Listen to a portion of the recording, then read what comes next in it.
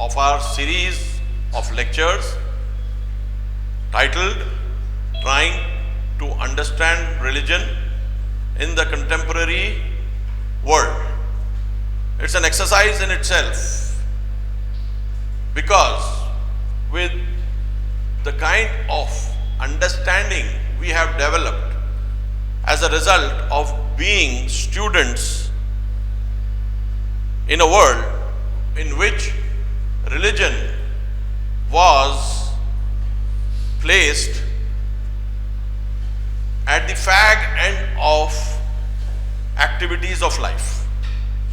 The culture in which we grew up never placed religion in the forefront of human activity, irrespective of the fact that we were growing up in reasonably conservative societies.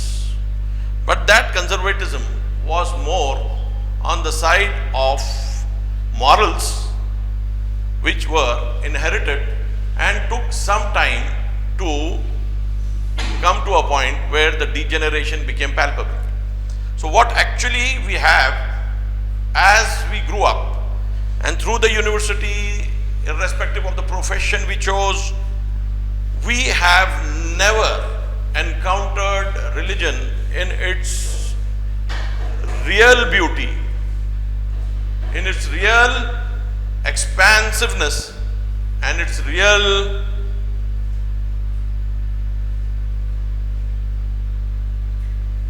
creation as the purest of God's ideas. The purest of God's ideas is what we have in religion. He has created the universe. He has created so many things, innumerable.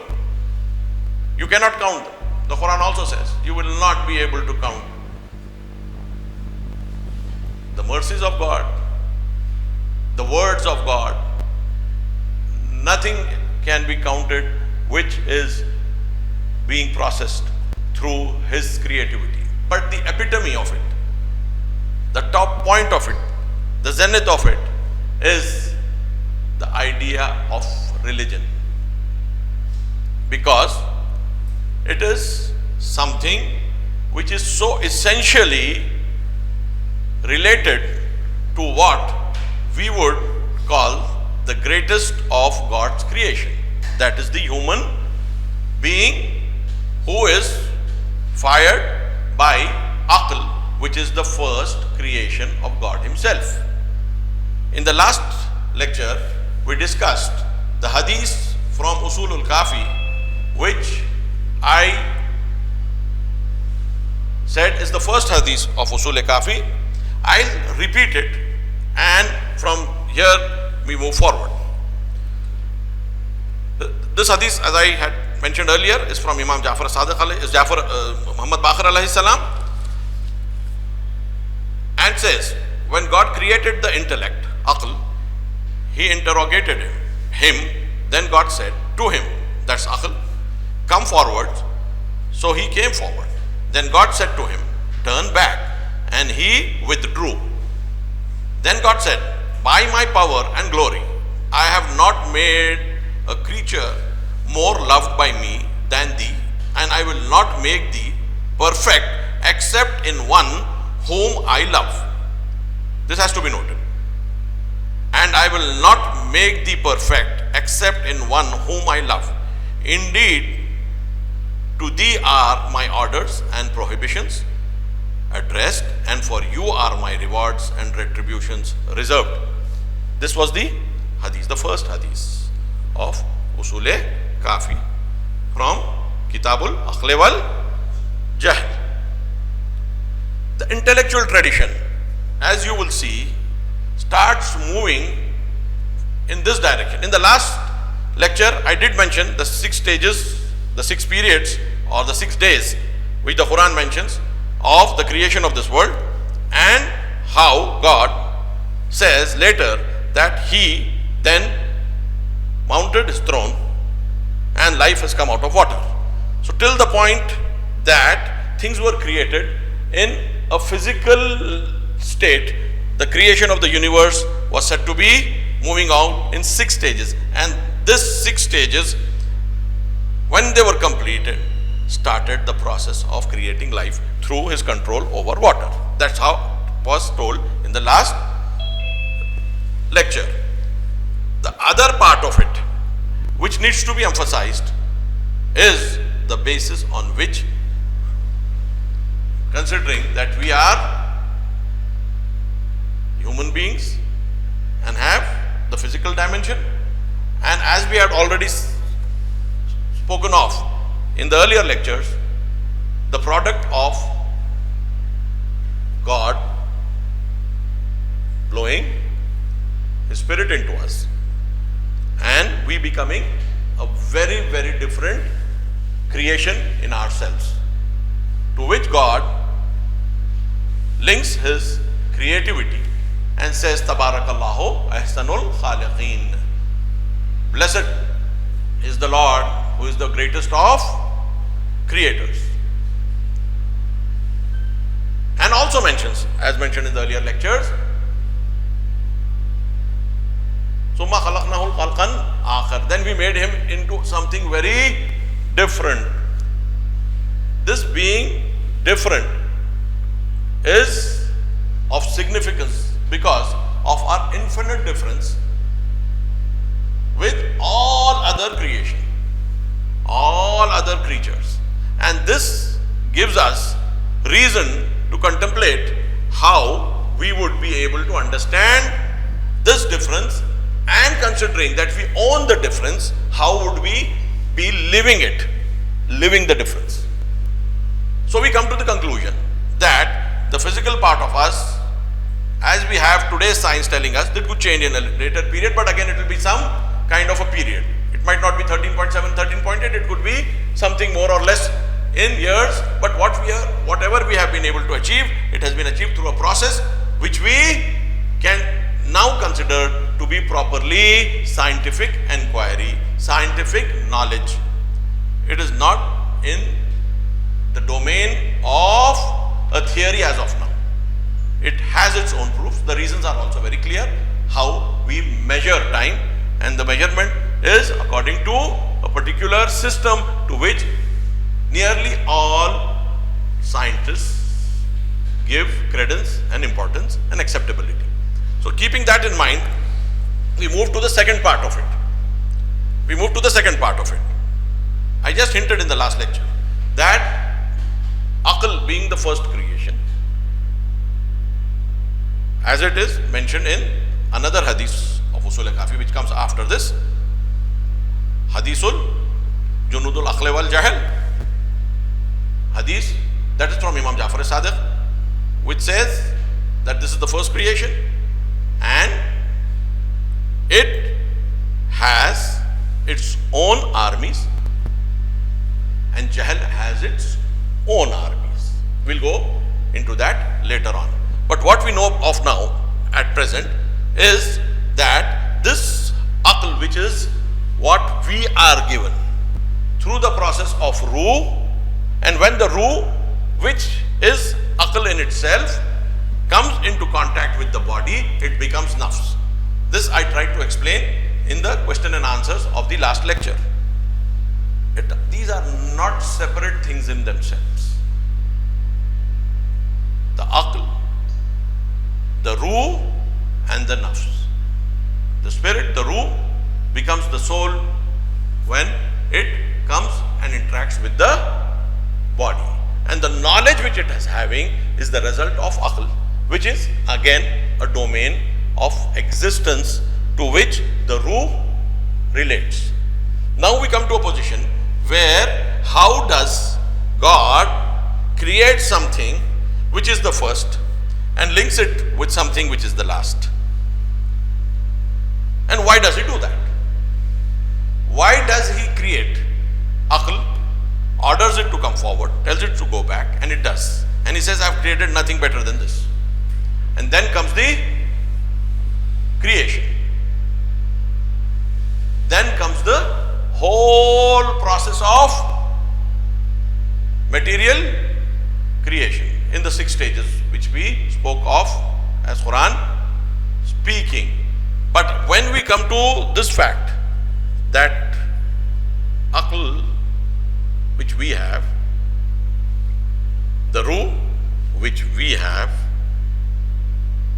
the nafs which we have, and that is what we identify ourselves with, is not the physical per se. Nafs, because of the ruh, gives meaning to the body. Once the nafs is taken away, kullu nafsin za'iqatul maut, says the Quran. Every nafs, every soul will taste death. It is the soul tasting death, not the body tasting death. That's what the verse is saying. Death comes to the nafs.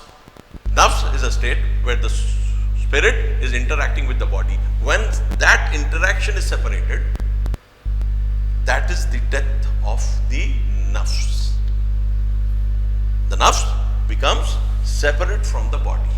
The body actually was being sustained in a regular manner through material food, through water, through air, and it kept on working in a particular manner as long as the soul was with it. Once it became incapable of holding the soul, its degeneration became spontaneous. Rigor mortis set in, and that is what we speak of.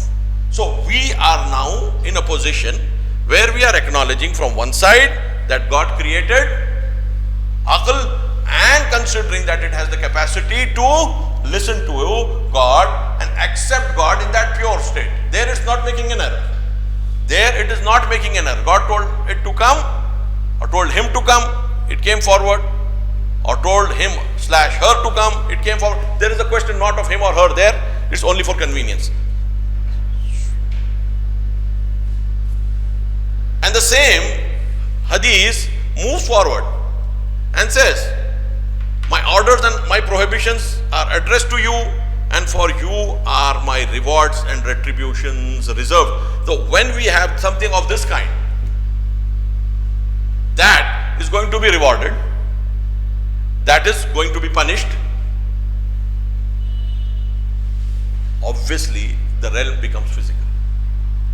With God and the aql as the first being, where is the chance of going against God? And if you even go against God, what are you doing? There is no chance of going against God. The recognition of God is complete, the understanding of God is complete, and therefore there is no possibility of this aql, or which God says, the ruh, wa nafakhtu fihi min ruhi, and I blew my spirit into him. If this be the case, how does the nafs as it is now, which we all are having within us, which the hadith says, Ada aduwik an nafs allati baina jambayk, your greatest enemy is your nafs which is in you, the hadith says. And here it is that the most important, greatest, first creation of God in the form of aql, converted into the ruh format, moved into the nafs format, right, as a wave, as I told you, is within us now, capable of being attracted by the most ordinary and mundane of things, moved as a result of hormones as well as the culture we are growing in, two-sided, and making mistakes after mistakes, not recognizing the originality of its creation. And once that originality of the creation is not understood, the world becomes everything. And once the world becomes everything, you start acting for the world. When you start acting for the world, you want all of it, because your original quality is to rule over matter. So once you have only matter to rule over, you want everything of it. And therefore the inordinate greed of the human being comes in. You'd be surprised, why are people so greedy? No animal holds the way they hold. No animal prides the way of what it has the way they do. There has to be a reason within this person, within us, which we can relate to and understand. Why are we like this? It is a misplaced emphasis which is resulting in us becoming what we are becoming. The only perspective we are having is the perspective of this world. We are lacking the other perspective which we had when we were originally created in that aql format. When we were originally created in the aql format. I'll try to now expound on what I want to say through the verses of the Quran. Here we have the Quran saying, when your Lord said to the angels, indeed, I am going to set a viceroy on the earth. They said, will you set in it someone who will cause corruption in it and shed blood? And while we celebrate your praise and proclaim your sanctity. We have already talked about this verse. The main fact here is that God says, I am placing my Khalifa on earth, my viceroy, my vicegerent, my vice regent, my agent, call it anything. Somebody who's going to work on my behalf. And there we have the angels being the first ones to object in their own way. In their own way. They say that, are you going to place there someone who will wrought corruption there and shed blood? The thing starts moving forward. God says,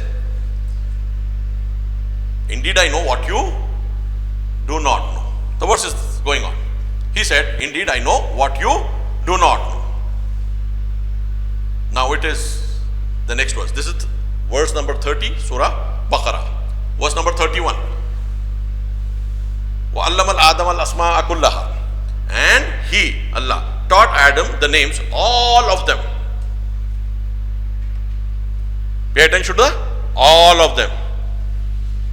He's been created, given the ruh, and as the ruh comes, it is given the capacity to acquire all the names, the knowledge of it. Allama, taught. And he taught Adam the names, all of them. Then presented them to the angels. Then he presented the names to the angels. What do these names represent? The angels replied. They said, the angels, immaculate are you. We have no knowledge except what you have taught us. Indeed, you are the all-knowing, the all-wise. We don't have any knowledge of these things.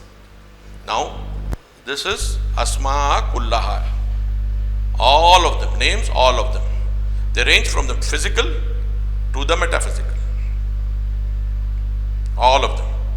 And considering that Aql was the first thing to be created, and Adam is coming at the fag end of the material creation, where life started from a microbe and moved on and on and on and on through speciation to our level of creation, and then we got the soul when it reached the human being level. What is the human being level? Surah Ar-Rahman very openly speaks about it. Bismillahir Rahmanir Rahim. Ar-Rahmanu allama al-Qur'ana khalaqal insana allamahul bayan. The All-Beneficent has taught the Quran. He created man and taught him speech. The words of God, what He gave to us and taught us, speech, which differentiates us. And this is Khalaqal Insana Allamahul Bayan. We created man and taught him speech. This is now been accepted by linguists that human beings, I've mentioned this earlier, are hardwired with language, and no other being is hardwired with language, irrespective of what they are, irrespective of their sharing 98% of the DNA. And before it, the beneficent, the all beneficent has taught the Quran. Ar-Rahmanu allama al-Quran. The Quran by itself is capable of being understood by the human soul, which carries aql. The quality of it is aql. In one sense, the being aql, in complete sense, is what the nafs is when it is unhindered by the opposite forces of nature in the form of hormones and cultural impact which it has as a result of growing up in society. So keeping that in mind, we have this Adam being told the names, all of them, and the angels incapable of knowing them. Adam, he said, "O Adam, inform them of their names." Now the question is, here God says, we have given Adam the knowledge and taught him all the names. But here he says, some of them. He doesn't say, name everything you have known. No. He says, "O Adam, inform them of their names." Here, earlier, it was a feminine gender which was being used, the pronoun ha, and here it is they in the form of masculine gender, which obviously means what he was able to tell the angels was about entities which were superior to the angels in a way which would answer the question to the angels, yes, we are not capable of being your viceroy, your vicegerent, but those entities, because Adam has still not moved forward and acted.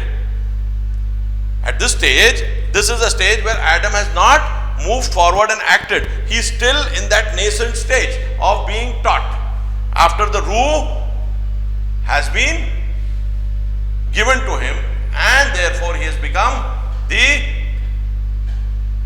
best of creatures, for which God says, "I am the best of creators," at the level of the earth. So here we have it in a particular manner, that what was shown to the angels silenced them, because it was not Adam who had done anything as of now. And we see the first thing he does after that is that he does something which was forbidden for him, for not approaching that tree which God had told him very specifically, "We have told you to have to stay here and not go close to that tree." That was the command of God. So he has done nothing great. But somehow the verses go like this. He said, "Oh, Adam, inform them of their names." And when he had informed them of their names, he said, "Did I not tell you that I indeed know the unseen in the heavens and the earth?" Now God talks to the angels. He's saying, "Did I not tell you that I indeed know the unseen in the heavens and the earth?" That means the answer which was earlier there, I know more than things than what you know. Here is the detail of it. Here he said, "Indeed I know what you do not know." God says to the angels when they objected. After this process of being taught names by Adam of particular realities which are not realities which are physical itself, they are intellectual as well. Arabic has a very specific format. When anything intellectual, that is having the capability to think, ponder, is mentioned, a pronoun is used, and when dead matter is being mentioned, other pronoun is used in the both forms, the first person and the second person. In the second person and the third person, first person it's common. Here God says, "Tell them the names of these entities." And this obviously means that they were having a ability to have knowledge, and they were capable of being shown, had something inferior to the angels being shown by Adam, and the names were informed, that wouldn't make a proof. When God says, did I not tell you? Did I not tell you that indeed I know the unseen in the heavens and the earth? And the issue wouldn't have been of unseen in the heavens and the earth. What we are saying is unseen is something beyond the obviously visible realities, something beyond the visible realities. So what was shown or taught by Adam to the angels, the names were of a reality of a higher kind. That showed the human soul, the human spirit, the aql in its originality, to which we refer at times as Noor-e Muhammadi. This has been dealt with in detail in a lot of works, specifically the works of Mullah Sadra, and even Imam Khomeini has written a commentary on these issues, specifically the hadith, Junudul Aql wal Jahl. He has a complete book on this. Mullah Sadra has also a book on this issue where he has mentioned it in his commentary on the Usul al-Kafi. So what is being shown here is something so remarkable that after that neither the angels nor God have any problem in making a proof out of it, and it's of the unseen. This is how the Quran moves forward. This is how the Quran moves forward. What it is doing is actually saying that though you have come in the physical form in the last and the fag end of creation, what you are being given is the first. And therefore when God speaks of Huwal awwal wal akhiru wal zahiru wal batin, I am the first and the last, and He wants us to make sense of it. See, He is not praising Himself for the sake of praising Himself. All this book is a guidance to the muttaqin at a higher level and guidance to nas at a lower level, the basic level. So what is actually happening here is, He is the first and the last. That means He's being the first and the last, is that He covers everything up. So He can put the first creation, that's the aql, through the process of the ruh, into the body, through the process of nafakhtu fihi min ruhi, blown my spirit into him, converts it into a nafs, soul, and the soul which is in the body leaves the body, and therefore kullu nafsin za'iqatul maut, and the nafs is facing death, not the body. God doesn't say every body will die. God says every nafs will die. That part of the ruh which is attached to the body, that means it is a temporary phenomenon. Life itself is a temporary phenomenon. Human life itself is a temporary phenomenon. Life can be of everything. Dead matter has longer life. A lot of animals have longer lives, right? Half-lives of normal, ordinary elements can be anything. An ordinary atom could be there for immemorial times. They are inert gases. Their atoms could be there who are not even reacting to anything. Millions, maybe trillions, billions of years. There are things of that kind. We come at the fag end as a result of a degenerated matter which has worked to create in us of all the kinds of elements which we have, including gold. We have a bit of gold in us also, human beings have. Our higher elements which we are having are the creation of the core of stars. So we are having the core of stars in us as well, no doubt about it.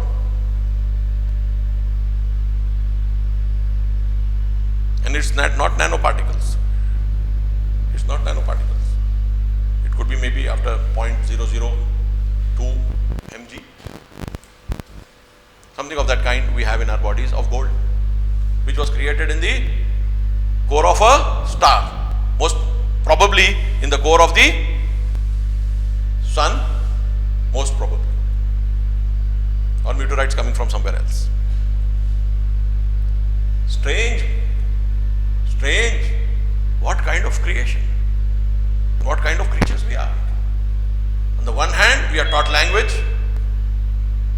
we are taught the Quran, and now we are taken back to this beginning of creation, before even matter was created, and given a status of the kind which we can't even imagine. You have been taught names as all the names as is told of Adam. He's just come out of his material form, because at the fag end you get the وَنَفَخْتُ فِيهِ مِنْ رُوحِي.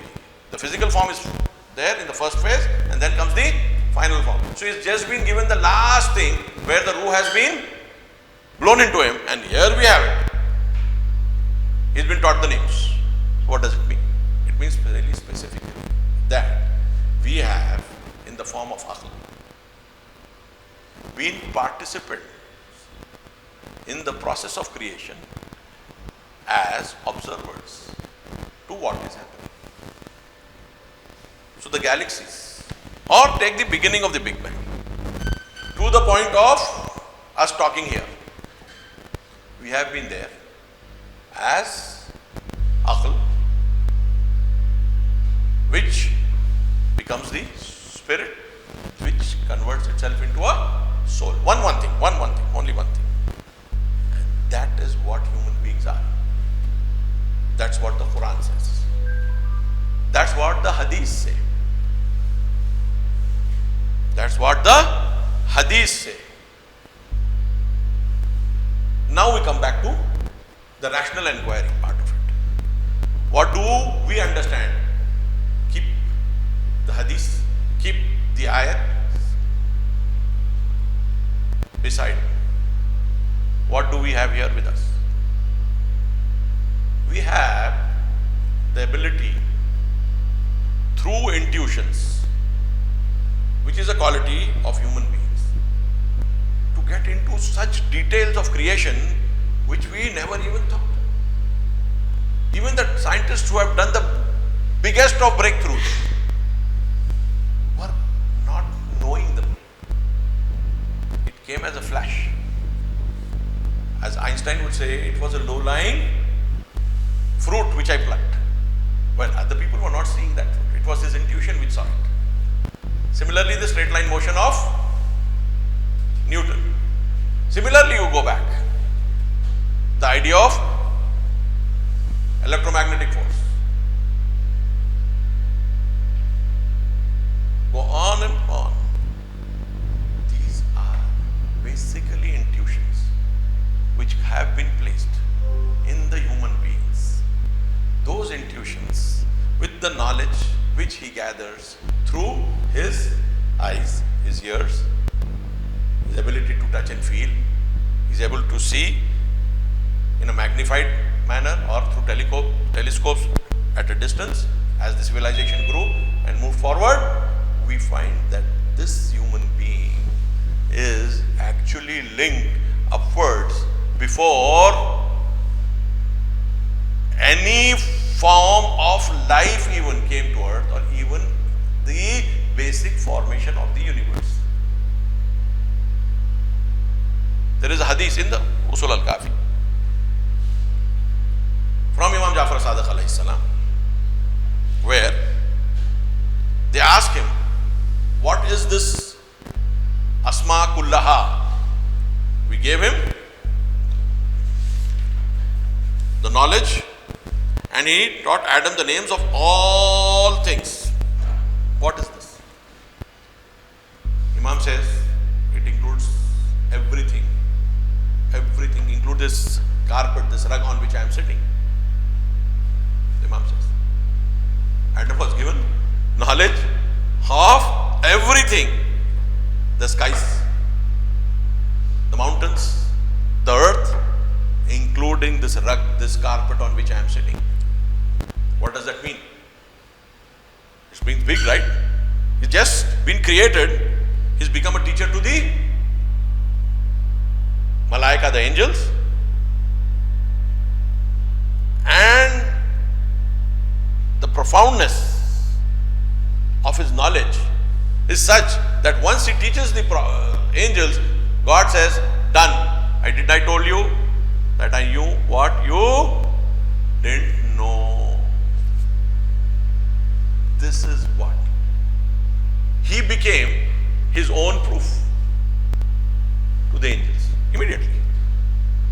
He, Adam, became his own proof through the ability given by God to the angels. After that, they didn't question. After that, they didn't question. Here is the question which is happening before things have actually happened. Again, the verses move forward. You just go on and on.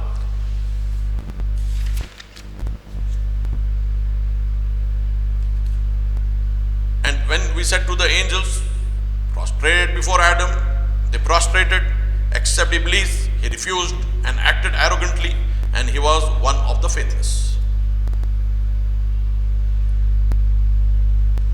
Arrogance and faithlessness come very quickly. The angels understood what Adam and what stuff Adam is made of. Though they had in themselves the initial desire, when God says, Inni ja'ilun fil arzi khalifa, I am placing my viceroy, vicegerent on earth. What did they say? Didn't they show their own desire to have that position or not? They did. And then we have Iblis. He also has his desire. But once they understood the ability and capability of Adam, they accepted God's command, prostrate. They prostrated. What happened to Iblis? He wanted it at all cost. The angels didn't want it at all cost. They said, I think we are of the better kind. We glorify you. We sanctify you. It was a kind of a request. We are also there. Every being in itself has an inclination towards getting more closer to God. The angels also wanted that. It was no sin. It was no sin. They wanted that. Because becoming a representative of God, a viceroy of God, a vicegerent of God on earth was a status in itself. And they well knew that if we could get that status, we would be really happy. And they asked for it. But they didn't have arrogance in that. And one proof, and they understood, and God told them prostrate, they prostrated. But no, Iblis wanted it too. He was of the jinn, as the Quran says, Kana min al jinn. He was of the jinn. And the jinn were there before us, who were on this earth before us. And they had intelligence and the capability to accept and reject. So now this new entrant was coming on earth, who God was putting forward as the higher than the jinn. As higher than the jinn. And God, Shaitan in the other verses which we have says, you created me out of fire and you created him from clay. That was his arrogance. That means any other status of any kind which should come to me. The angels, okay, they have understood, but I am not the one who understands. I am not the one who understands. Why doesn't he understand? Why doesn't he understand? Because he wants to look at himself independently. That is what this verse says. And when we said to the angels, prostrate before Adam, they prostrated, except Iblis. He refused and acted arrogantly. He refused, Abba, wastakbara, and wakana min al kafirin. And he was one of the faithless. So he looked at his own position, wanted to get closer to God. There is no doubt about it, because he wanted that position which would lead him to go closer to God, but it was his desire, not followed by the process of it. If you want to grow close to God, you have to follow the process of God. You can't choose the process yourself. He refused to listen to God. Abba, wastakbara, acted arrogantly, and became of the faithless. What is actually happening? The desire is perfect, the process is imperfect. This is for all of us. This is for all of us. He has created us at different levels. Each of one wants a higher level. and we want it at all costs. That higher level, if it's through a process which God has made for us, each one of us, He has a separate plan for each one of us. And that doesn't include and incorporate rejection and arrogance. It incorporates only subservience. Ma khalaqtul jinna wal insa illa liya'budun. I have not created the jinn or the ins, but that they should worship you. Why is Shaitan, who is a jinn, Iblis, not acting accordingly? And why do we act like Iblis? We act like Iblis because we have no reasons. We don't want to listen to what God says, thinking it to be very ordinary. It started off from the very beginning when some people accepted Nuh, Prophet Noah. Those who are not accepting him said, those who accept your word are the most uneducated and worthless people. Araziluna ba'di ar-ra'i. They are the arazil. They are the lowest among the social strata and are not a discerning group. They are incapable of discerning the way we are. So we are intellectually more capable than them. So where is the question of God? So where is it coming from? In my next lecture, I'll try to point out the roots of atheism. Where does atheism come from? Otherwise, we are natural believers. We are natural believers. And we have that intuitive power in us which encompasses the whole universe.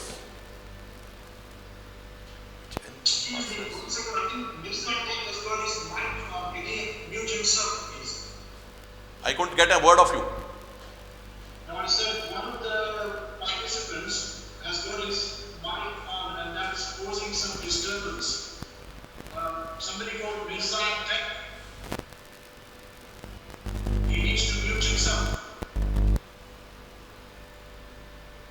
Mirza, can you mute yourself, please?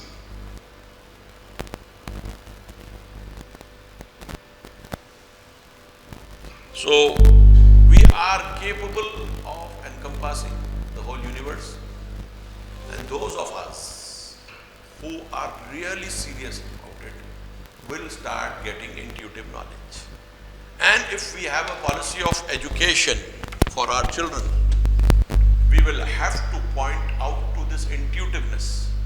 The present generation even doesn't understand what it is, though all the discoveries have gone. Today's discoveries are basically propelled by equipment. You take the sun in Europe, Geneva, you take the LIGO in the United States, one is coming in India as well. You look at other things which you have in a lot of centers in the United States, which are basically doing research on particles. Stanford has a very good place, center. It's basically technologically driven. It's not intuition driven. Earlier discoveries were basically intuition driven. What we need to bring into our educational system now as believers in God and believers in all religions sent by God, which if you give it a big one single name would be Islam. You can call it anything if it comes and conforms to the principles laid down by Abraham, who again followed Nuh, wa kana min shiyatihi Ibrahim, and that goes back to Adam, who was taught all the names. So this nature of accepting one creator and one God, because the scale of creation is such that there cannot be two. Secondly, the best of creation is the aql, the human by God? Obviously, the Spirit of God, when He says, "Nafakhtu fihi min ruhi," was already there, and which He sent. That means this ruh, which God is linking it to Him, the Spirit, is something which was there before Adam was actually created. And as the other sources which are here hint to us, the ayats as well as the riwayat, we have a very, very clear picture of how things have been organized and how we as individuals need to understand them, appreciate them, and move forward on the principles of giving human beings a higher level of creative quality than what we are today thinking ourselves to be. We are hugely more creative. We are hugely more intuitive than what we have become today. With the knowledge which we are able to gather with the help of instruments, added to a intuitive process, would create a world which is totally different. And that world would be a world of a higher order. Higher order means if science is the result or creating a result, if science is creating, technology is creating imbalances, the poor becoming poor, the rich becoming richer, the billionaires adding billions in days, and the poor losing what little thousands they have in days. So the poverty and the destitution which is being spread by technology and modern science, both coming together, helping each other, the knowledge turning itself into a technology being used by all of us, obviously charged either through whatever technologies which we are using, and as a result of it, we are getting into a position where we require a higher science born out of intuition, and which would again, as a result, would be something which is capable of giving the world a better order, a more just order, for which God has sent all the prophets according to the words of the Quran. لَقَدْ أَرْسَلْنَا رُسُلَنَا بِالْبَيِّنَاتِ. Surely we have sent all our prophets, our apostles, with clear proofs, and we have sent the book with them, and we have sent the balance, so that humans may uphold justice. Injustice is not what mankind has been created for, though it is capable of having that injustice in itself. In the next lecture, I think I'm touching 45 minutes roughly, in the next lecture, why is Aql the best of creation? Why could not God create something exactly like Himself? And how it would have been a useless thing to have done so? Why something which can accept and reject the command of God should be considered to be the best thing? Because that is obvious. He says, my orders and my prohibitions are addressed to you, and for you are my rewards and retribution reserved. So, if this be the case, why is something of this kind being given the highest level of recognition? One small answer here would be the freedom which is the hallmark of God. It is nothing else. If God is alive, Hayy, Qayyum, self-sustaining, remove the freedom from Him and He becomes nothing. Fa'alun lima yurid, says the Quran.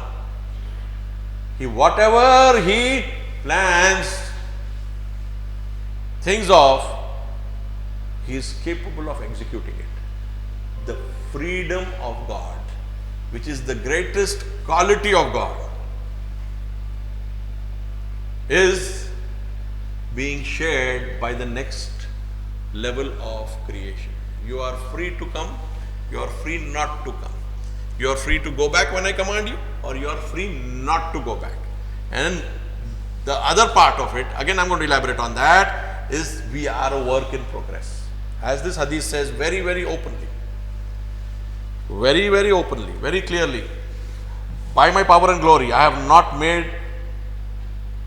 a creature more loved by me than thee, and I will not make thee perfect except in one whom I love. This means a work in progress. So we have in the form of aql the freedom, and in the form of nafs the ability to use that freedom according to the commands of God, what was actually in the main design, where there was no objection to coming forward or going back. Here we have a big problem, because we have not been able to place ourselves where we should actually place ourselves, both from the point of view of the physical as well as from the point of view of the soul. Both we have gone wrong, we have gone awry, and we need to understand it and bring the factor of intuition and intuitive knowledge into us, so that whatever science grew and how it grew was a result of that, and club it with the development of equipment which we already have, and the intuition plus equipment would create a new class of ideas capable of not just physically enhancing mankind to take control of the world, but sustaining the world, making the world a sustainable place. Towards this, hopefully, we are moving forward, and we need to pray to Allah subhanahu wa ta'ala, may we be part of that process, not part of a process which is opposed to it. The today's practice of global kufr. That is what Iman is, and that is what kufr is. If you are healing the world, the Mother Earth, if you are healing every troubled soul, every diseased body, every weak child, maybe an orphan or not, then it is that the glory of the human being, so clearly visible at the level of the beginning, where the aql was created, and at the level of being sent down to earth, where the angels accepted it. This is what we actually need to think of. Otherwise, we get into the Iblis mode, we will reject God, will become arrogant, and therefore will be classified as kafirin. He was not rejecting God, he rejected God's command on the basis of his own understanding of his own superiority. There are so many verses about Iblis which specifically point out to this. If you want to go into greater detail, you can refer. If I want to, I will do it depending upon the demand from the listeners here, and it's something so very interesting and places us on a very different platform. Wa akhiru da'wana alhamdulillahi rabbil alameen.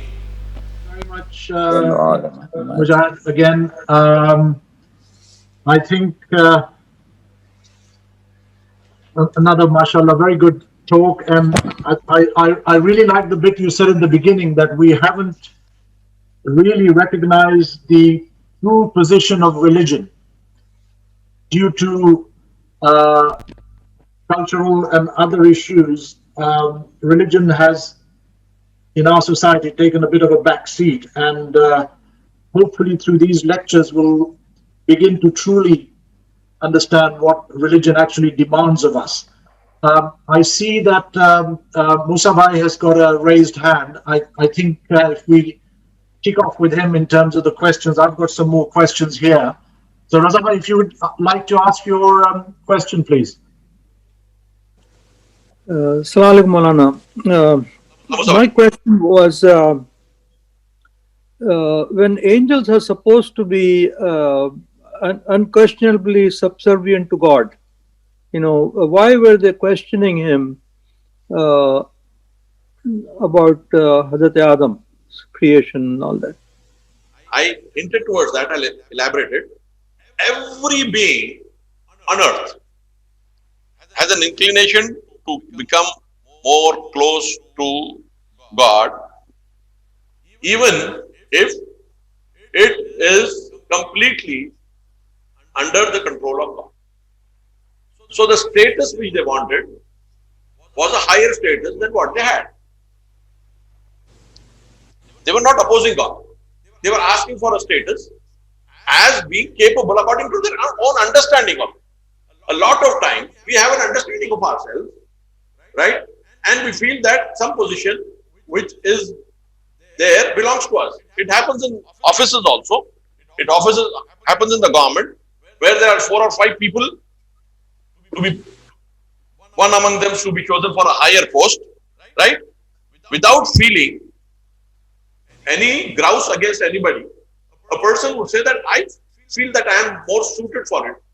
I don't want to denigrate anybody, but I feel I am suited for it. Specifically with Adam, right? Who was following in the footsteps of maybe other Adams which the Riwayat into, and who are not particularly different from animals. And when they were moving from that animal level into the more human form, they were getting more and more wild. Their wildness, with the kind of freedom which was given to them, became obvious to the angels, and therefore they felt that when it's this person or something similar to it that is going to go there, we think we have a case. They didn't challenge God. They wanted to get something more from God, and as a natural desire, and even Iblis followed that natural desire. The difference was once convinced, they prostrated. Once convinced, they prostrated. But Shaitan didn't, because he was not convinced, not because the proof was weak. He was not convinced because he was arrogant. At times, we reject proof just out of our arrogance. I'll deal with this very particularly when it comes to atheism in the next lecture, right? How arrogance led to people such as Bertrand Russell becoming an agnostic and not entertaining any ideas, even from his daughter, who said there is some reason behind the belief in God. You just brush it off. You won't want to discuss it also. So the biggest problem with these people is like this, that they don't understand, not as a result of their incapability to understand. Iblis was not like that.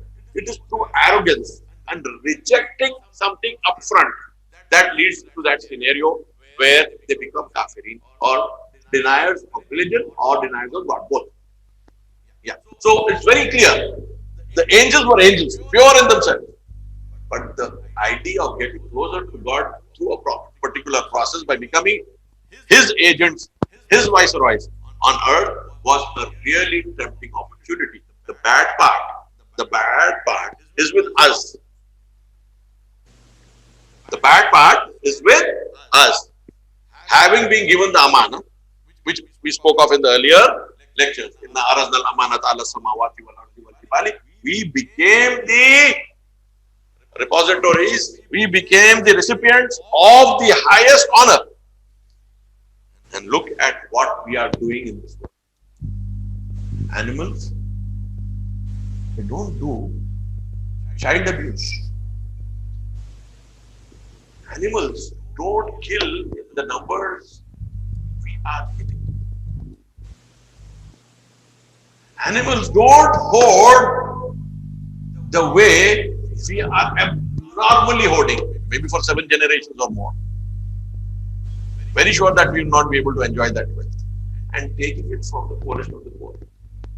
Through laws and rules we have made for ourselves, which strengthen the strong and weaken the weak.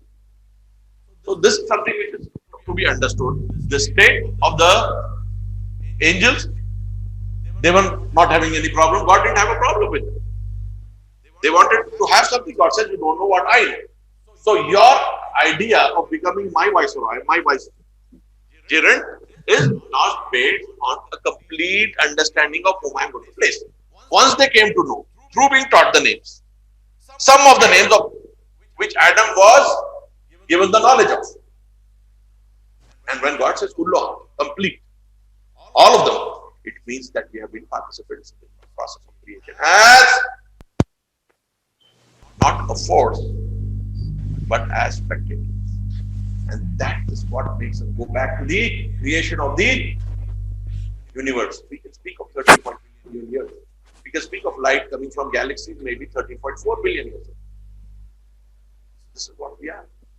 We can understand the degeneration of carbon 14 into carbon into nitrogen 14, right? And mark the age of anything which was living much, much before. And just because of that shift in one neutron, we get to know the life. So we are strangely created. Strangely created. Look at our fingers. We were created to write. Look at our eyes, the kind of focus we have. We were created to read. Look at the mind, the way it's hardwired. We were created to speak. Through all this, we give what we know to the next generation. That means we were created for a civilization. Move on and on. Look at the mercy. Just forget yourself and just remember God for a while and see what God is. Just try to forget yourself for a while. We have nothing which belongs to us. Inna lillahi wa inna ilaihi rajiun is that we are of God. We belong to God. And to Him we return. That is what is actually meant. We go back to Him because we belong to Him. We don't belong to ourselves. This false notion of belonging to ourselves. Because we were given a name when we were born. Name was for identity, not for arrogance. No father or mother named the child. We will give him a name and he will try to push that name everywhere. So that everybody should know his name. That was not the reason. It was only for identity. We stop identifying ourselves with God and identify with ourselves. Though we don't belong to ourselves. That is why we turn our back to God and His commands. The way Iblis did, in a very, very simple, straightforward myth which these verses put forward. I have been mentioning all this scenario which is being put forward. Allama Tabai says is a myth. That is, he's presenting the facts in a manner which the real purpose of explaining what human beings are and what angels are, what Iblis is, and where the human beings are present.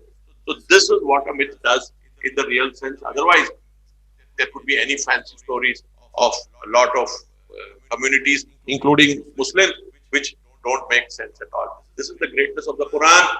Each word carries meaning and a proper sense and objective guiding the human being in general and the muttaqeen, the God-wary in particular. Thank you. Thank you, Mujahid. I think Hassan Bhai has got a question. He would like to ask. Go ahead, Hassan Bhai. Can you hear me? Yes, we can. Yeah. Acha. Maulana, from the first ayat, what you narrated about Malaika, it's all mentioned about the Malaika. There's no mention about other people or other subjects like Shaitan. God is saying, Malaika, I'm going to do this. Malaika, I'm going to do this. And He's always talking about Malaika. Yeah. And He's not talking about the Shaitan. Yeah. And now the other question is, when the order was for the Malaika to do the sajda, in fact, Adam is not Malak, he is a Shaitan, he's a jinn, which is narrated in Quran later on. So Allah knows that he is, he is created jinn. Yeah. But He knows that Adam is not he's not commanded in this situation. It's only the Malaika who's been ordered. Yeah. The other way to go around this is, what I have learned from Majlises is that Malak means energy. Yeah. And Adam is energy, and Malak is energy, and Shaitan is energy as well. So He's saying Malaika, that means all energies bow down towards Adam.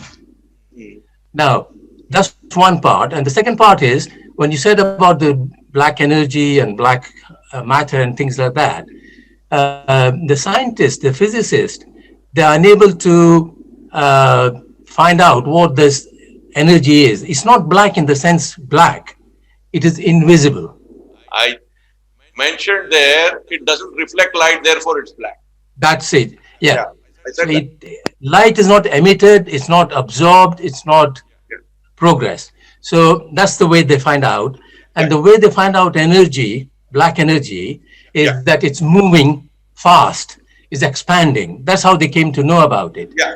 So in this sense, if I go back to my first question, that malak or energy, Yeah. so this fit well into that this black energy is malaika, and God creates malaika left and right, all the time they have been created. Yeah. And they are in different forms, doing sajda, sujood, everything. So I think I'll stop there for you to explain in a very precise Yeah. way. I'll put it in a very precise way. Malaika, the source of the word might be anything, but from history of religions, Malaika meant a particular force which God uses to run the universe. That is what it was. The question of getting Iblis without he being mentioned in general is very, very simple. Unnecessarily, we went into a long debate on words. It's futile at times to go and argue on the basis of the word used by itself, where you have a very clear position now that what human beings today are a result of the support we have. Maybe at times they say 1 trillion, and at times they say 3 trillion bacteria within us. And so many hadiths there are which speak of jinn or shaitan in the form of bacteria. For example, there is a hadith which says, cover your glass of water when you sleep and you with something so that the jinn do not enter it, the shayateen don't enter it. Obviously, it is something and apart from that, the word jinn itself is something which is not visible in itself. Jinn is from Jannah. Jannah means something which is shady, shadowy, dark, and therefore it is incapable of being seen. So the idea, and from that also comes Majnoon, and from that also comes the shield Junna. There are so many words come from that Jannah source. So instead of going and expanding it on the basis of something very, very different, we have jinn with us day in and day out. The jinn which are supporting us are the good jinn. We have again hadith in this part, and there are jinn which are harming us. Here, what the shaitan is, or Iblis specifically is a jinn which has the capability of creating in us illusions of greatness, which he was having for himself and was a past master of it when he got thrown out. Arrogance. Arrogance came as a result of illusions which he entertained for himself as a result of being a jinn. We too have those illusions, and the jinn, the Iblis and its progeny, obviously in the form of being jinn and having a reproductive process, will be capable of doing that to us. What they have done for themselves, they can do it for us. So the good bacteria are there, the good microbes are there, the good jinn are there, and the bad jinn are there. And the bad jinn have that quality of creating illusions. It's a form of disease. Now, that he wanted a respite till the day of judgment is the fact that you can't kill it with a vaccine or a medical, or a medical drug. You can not destroy it with a medical drug. You can only destroy it with the process of stopping to develop those illusions which are coming from God, from Iblis, and creating in you that state which doesn't allow those just 1 second, those things to come and do what they actually do. And as the Prophet says, my shaitan, my Iblis has given itself up and has become a faithful, because the Prophet didn't have illusions about himself and he was a complete Abduhu or Rasuluh. So it's our ibadat, complete ibadat, which makes us mukhlis, and as a result of being mukhlis, the shaitan, as I told in the last lecture, incapable of touching us and creating illusion. As long as illusions are coming in our minds, which are not from God, it is basically coming from shaitan. I think this is one part of it which has been explained. Apart from that, the physical nature of the universe, which doesn't have anything of the malaika in that form which we speak of, let us not go into saying that the dark matter is malaika or dark energy is malaika. We can keep it in the scientific domain and just use the religious imagery which has been created and solve our problems. That is my idea. People can think differently on this. People can think differently on this. I say keep the scientific knowledge in one place and use the religious imagery given to us by the Quran and the Hadith and our rational inquiry to fill the space of guidance. That's my idea of it. Thank you very much, Mujahid. Irshad has got his hand raised. Irshad, do you have your question? You need to unmute yourself. Hello, can you hear me now? Yes. Can you all hear? First of all, my salam to Maulana Mujahid and everybody else who's listening to me, and that was a very interesting lecture as usual, Maulana. You know, let's get this about the creations of Almighty in the right chronological order. So He created Jamadat. He created Haywanat, He created the Malaika, He created the jinns. I don't know which order He created, but on the earth is the Jamadat and Haywanat, but maybe in the heavens it was angels and the jinns. Is that before the insan, before He created the insan? And that's why the jinns and even the angels felt aggrieved that the new creation, it has been sent as a vicegerent of Allah, and they felt aggrieved. So is that the chronological order? I understand is correct. And one more thing, did the jinn and as angels, I think for angels, I think they are like computers. You know, they've been programmed to do certain things, and that's all they are doing. They haven't got their own mind to change anything. Whereas I don't know if the jinn has got some sort of an intellect there to question the creation of Allah. So was that jinn created afterwards, after the angels, and then the human being with the super creation? Can you explain the chronological order, please? Regarding the jinn, the Quran says we created them before human beings. Obviously, the very fact that Adam was there and Iblis being a jinn refused to prostrate in front of him, that obviously places the jinn before Adam, very obviously. The Malaika obviously precede the jinn because the jinn were given an intellect of a lesser kind, and maybe from what we understand, a physicality of a lesser kind. There is, if you look at it from the God's perspective, whether we are human beings averaging between maybe 5.5 feet to 6.5 feet, depending upon where people are born, that's the average which we are speaking of, right? This size. We'll average it on maybe 6 feet, just for convenience. And you look at the word of the jinn, which Quran says they can see you, but you can't see them. So they have an idea of you, you don't have an idea of them, right? And it's not somebody lurking in the dark of your size or something of that kind. So it is something which is not visible, and the name by itself is like that. And even people who were called mad, Majnoon, in Arabic, were as a result of something happening to their mind which the jinn have impacted. Obviously, it was a disease. So when we go into that direction, the malaika are the energies which are there according to the verse of the Quran, wal mudabbirati amra, for managing the affair of Allah. They are forces. The malaika, they are forces.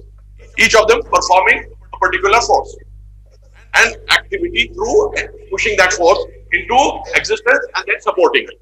Both activities which I mentioned in the verses of the Quran, he creates and he sustains. So he does that.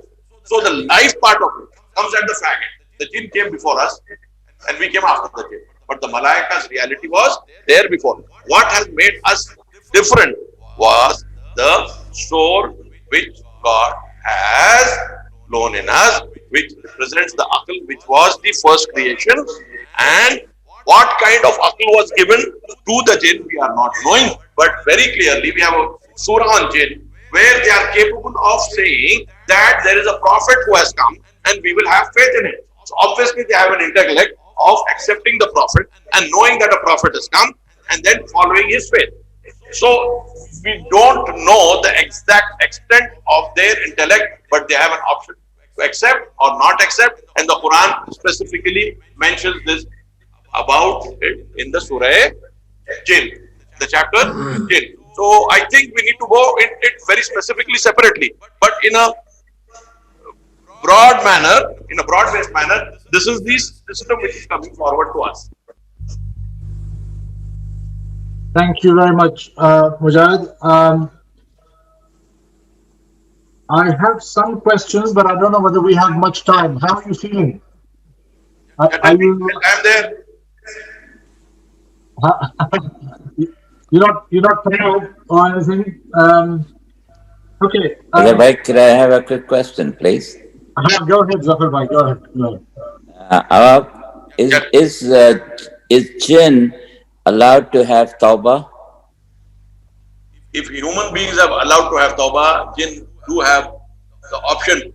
Incidentally, Quran mentions Iblis saying after a point of time, after pushing a human being on the wrong path, that I fear God and I am therefore moving back. And at that point, the human beings go forward while Iblis goes back. So we have that kind of state in him. He doesn't want to get beaten up badly. We are one more step advanced, where he leaves and goes, we keep treading on the path of arrogance. So there is a limit to his arrogance also, and he goes back. And God specifically mentions this in the verses of the Quran, where he says, no, it's enough, I fear God. So there is a verse which says, Iblis fears God and goes back and leaves us in a state where we don't fear God and don't want to go back also. So we are beyond Iblis after a point of time. In error, questioning it from the point of view of error, we beat him hollow, though he is the person who instigated us. We get instigated by dead photographs of 2-inch size, of 2 centimeter size. That's what we are. 2 centimeter size photograph coming on the mobile phone, and we get instigated. Where is the requirement of what we call is to be really accurate?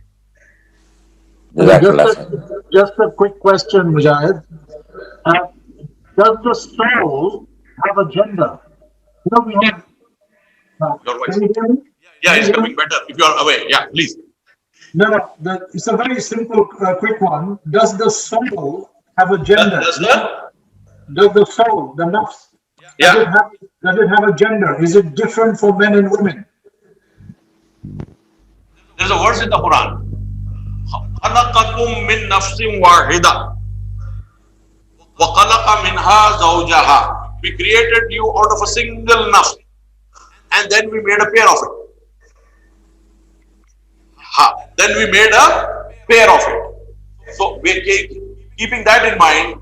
The gender aspect is basically for creating a world in which we have a progeny and therefore a separation of functions, one strong, one a bit physically weak, but emotionally strong, and a bit intellectually weak.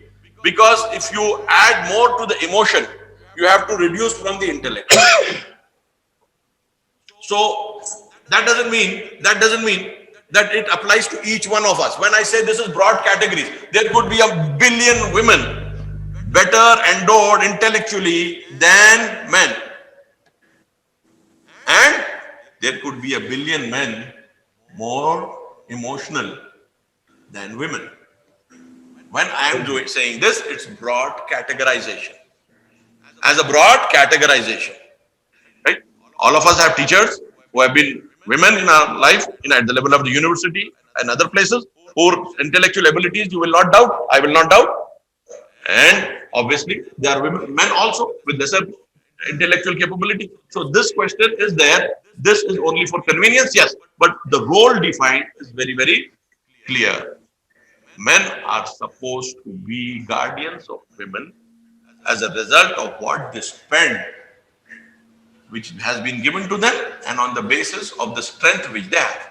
This is roughly a translation of the Quranic words. So this responsibility of running a family, protecting the family, Dr. Sali, and trying to see to it that the family holds on from the physical point, providing it and safeguarding it, falls more on the male, and the women can play a role in that. Vice versa, on the emotional side, it's not only the woman which has to be given the responsibility of holding on to the emotional part of the family. It is the male who has to act again at that front also, encouraging us, prodding us, her in the direction of God, and she prodding him in the direction of God.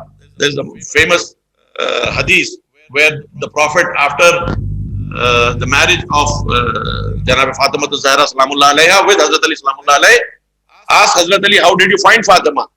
He said, Khayru awnin fi ibadatillah, the best support in the worship of God. Subhanallah. Best support in the worship of God. That is what actually it means. They are complementary, and each does help the other in growing and moving towards God, and the whole family moves. And we have this very clearly in our tradition, where the Aale Rasul is the epitome of taqwa, of God-wariness, and acting on that basis of sacrifices. It's taqwa converted into sacrifice. That is what makes human beings what they are. Taqwa and then sacrifice coming together. It is a strange kind of thing, and God really loves it. And we too should be loving it as a result of the words of the Quran, which is very obvious. What God loves, you have to also love. If God loves them, you also should love them. God loves them to raise them above the normal level, according to the verse of the Quran, and for us to make them an imam and a prophet to guide us towards salvation. These are the processes which we need to accept and act accordingly. Thank you very much. Thank you very much. I think our time is up. I don't see anybody else asking any questions. Jazakallah. May Allah increase your knowledge and keep you healthy and safe, inshallah. You and all of us, may Allah support us in the path towards which we want to go. We are all incomplete. We are all incomplete. Beshak. And it's God who's going to enhance our completeness as much as we want to move towards Him, not as just individuals, but as groups as well. Yes. We need to move towards Him as a group. So hopefully that effort which we all are making, and all of you encouraging me into getting into this, again I'm telling, it's trying to understand religion in the contemporary world. I'm trying to offer proofs the best I possibly can, and with a good intent. And I would really be happy if higher level of criticism come in, and it will not be taken as any kind of a disrespect. Please, we are not in that state at all. This is important for all of us. Anybody coming with some idea which is more superior, and I'm sure it will be going to coming soon, that which will be good for me as well and for all of us, so that the contribution, I have just started the show, right, to move it forward and take hold of it and make it useful to everyone, including myself, right? It should be the purpose. Please come forward with criticisms, with other facts which could add to the discussion. I am not the last word in this session of ours. I'm just leading the session. I'm not the last word. I'm still saying, please come forward. Please criticize as a brother would criticize another brother. I will try to understand it. And if there is something lagging in what I have said, please try to complement it later on amongst yourself or through this question and answer section. Thanking you again. No, that's perfect. I think Raza Bhai had said about one practical sort of advice that we can take away from today. Raza Bhai, was it to do with our journey? In terms of Yes, we are complete, and we are trying to come closer to God, Allah subhanahu wa ta'ala. So from all these years of staying in Qom, if any of his teachers or mentors have given some pearls of wisdom, if we can just say a few words how to in our daily lives. I don't know whether you heard that, Mujahid. I'm not getting the voice very clear now. No, what he's saying, let me say it. Meri awaaz aapko aa rahi hai, theek sir? Yeah, it's fine now. No, what he is saying is, during your time in Qom, you must have learned. During your time in Qom, there must have been lots of pearls of wisdom that you learned. Nahi sunne aap. Okay, let me be a bit slowly. What Raza Bhai is saying is that better? Yeah, that's better. That's better. What he's saying is, just as a gift at the end of the talk, are there any pearls of wisdom, hikmah, some hikmah or advice that you can give in terms of getting closer to God? Yani, koi ek nuskha, koi ek, if you like, in terms of getting closer to God. Now, about the Ahle Bayt, why and how it is actually important for us to follow them through the process of love and affection towards them and gain closeness to God by practicing the way they practice at the level of taqwa and sacrifice, and try to then develop a society which is in consonance with the guiding principles of all religions, that is closeness to God, taqwa, and sacrifice.